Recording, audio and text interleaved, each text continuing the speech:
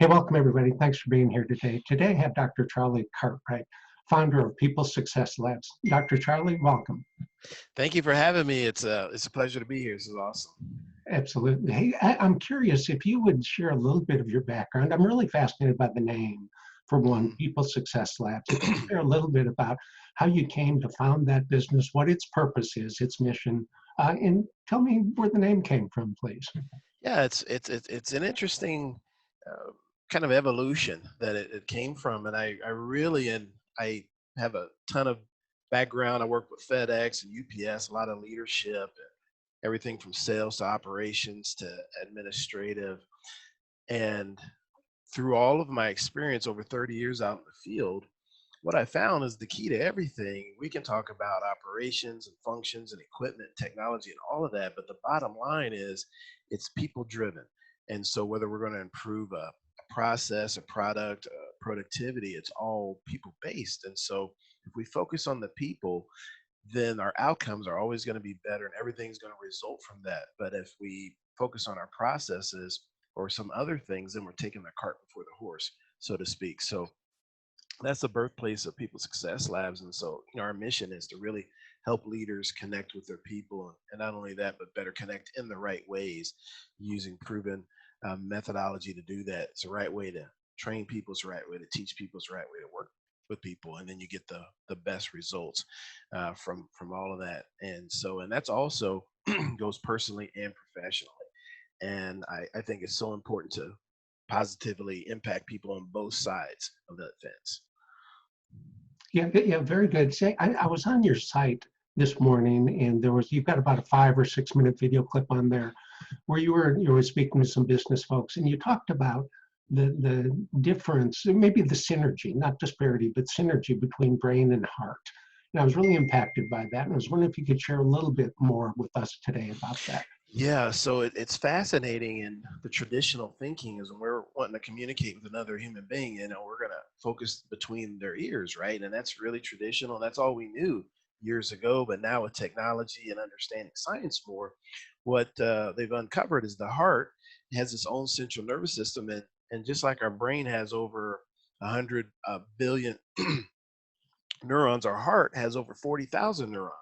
And so it actually communicates with our brain, but has thoughts and feelings separate from our brain. So we've got the one that we're familiar with in our skull, then we've got our heart brain. Then if you go down a little bit further, we actually have a brain in our gut. They discovered that we have 100 million neurons in our gut. So we have three separate brains. And so now human beings are classified as a super organism because we have these three brains that work in concert to make decisions. And so when we're really wanting to influence a human being, we need to communicate with all three brains at the same time. And if we communicate the right way and understand how to do that effectively, then the outcome is always positive. Yeah, so if I'm understanding you, you're not throwing out traditional business metrics. You're not saying that the growth or increased sales or return on investment, you're not saying those things don't count. You're just saying that there has probably been some fundamental misunderstanding about how we really successfully impact those markers, those metrics. Exactly. 100% correct. 100% correct. And so when we impact the people, the metrics follow. And that's the people inside our organization and also the people outside our organization because it works both ways. And so that's the magic of it. Very, very good. So, I'm curious, as I've talked with folks over the last 2 or 3 weeks, since we've all been staying at home and learning new things in life, it's opened up. I've heard from folks of both challenges and opportunities with this COVID-19. Could you address first possibly some of the challenges that you've seen, not only for yourself, but for the companies that you work with? Yeah, it's such an unknown. There's so many unknowns, and so I have a good friend that's a psychologist, and I was on a radio show, a live radio show with her last week, and she says, "Hey, I do this for a living. I've been educated. I've got skills." And she says there was 3 or 4 days where I was trying to find my way. So she says, "So if that's true of me, what about people that don't have that skill set?" So this is the challenge is very real, but getting a hold of that is so important so that then you can move forward in a sustainable, progressive, positive manner. And so for me, I remember getting the news that all of my speaking engagements, were canceled, basically. So my money went Yeah. in a Yeah. short period of time. And so I remember thinking to myself, first I felt bad, then I got sad, then I got mad. Yeah. This all happened in about 5 minutes. Yeah. And Sure. I Yeah. and I said, you know what? I'm not going to be defeated by this. And so it's up to me to find the opportunity that's hidden within this tragedy and within all of the discord that we have.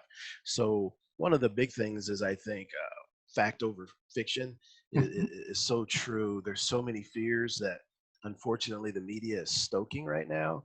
And if you go out and get some facts for yourself and put things in perspective, because right now we're not getting a lot of perspective. You get these numbers, 100 people died yesterday or 1,000 people died yesterday.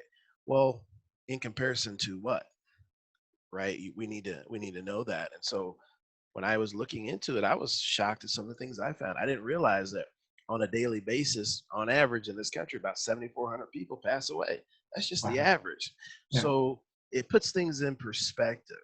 Or right now, the this is according to the World Health-O-Meter, that 96% of the active cases that we know are mild. 96. Well, that doesn't take in consideration all the people that never went to the doctor that had it, beat it, or had very mild symptoms. So when you start looking at those numbers, it really shrinks the scariness of it. It's a significant illness, but it attacks a specific set of people, and we got to know that and move forward. So that really helped me, just getting perspective. So I'm curious if I can jump in. I'm curious in terms of, you took a look at COVID-19, you researched, you found some facts, and it shifted your perspective. How significant is that when you coach your clients, your businesses? How much do you do the same, follow that same sort of process in terms of going in, digging down to see what the facts are with their people, where things may be, off balance a bit, and then helping them shift their perspective? That's a great question. And the thing about it is this: you have to come in with an open mind, because the answer might not be what you're expecting, and you have to let the facts dictate Mhm.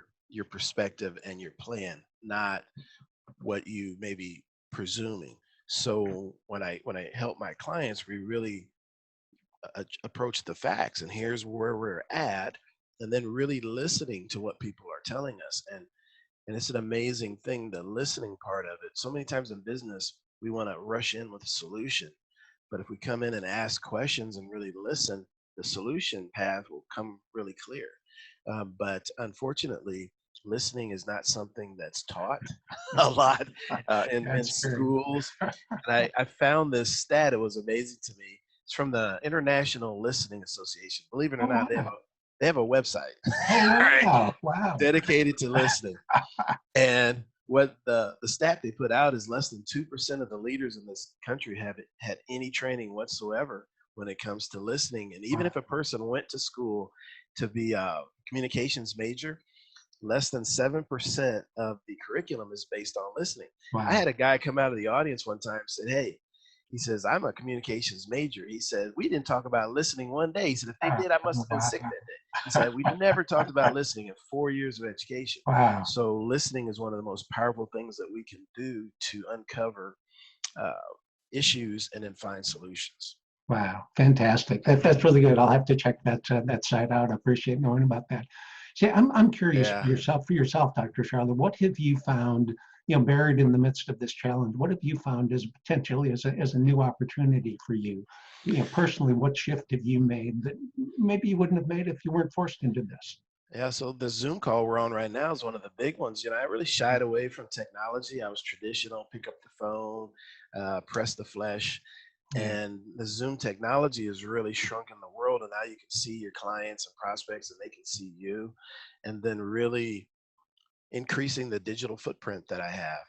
Because from a digital standpoint, my business is borderless.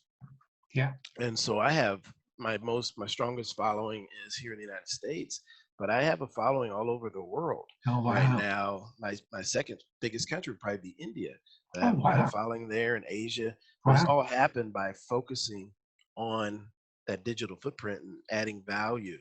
And that's the key. So that's the big opportunity, just figuring out how to establish that, because that lives on. And while I sleep, my digital footprint's still out there, my value is still Fantastic. being shared, right? And so Warren Buffett said, one of the quotes I really love, he said, if you don't figure out how to make money while you're sleeping, you'll work the rest of your life. And That's so, great. social media never sleeps, 24/7, Right. 365. And so Yeah. when you put a video out or content out, it's out there. I've had people contact me about a white paper I wrote 5 years ago and Wow. hire me to speak. So just creating those things, and over time, it's like compound interest. It just grows and gets bigger.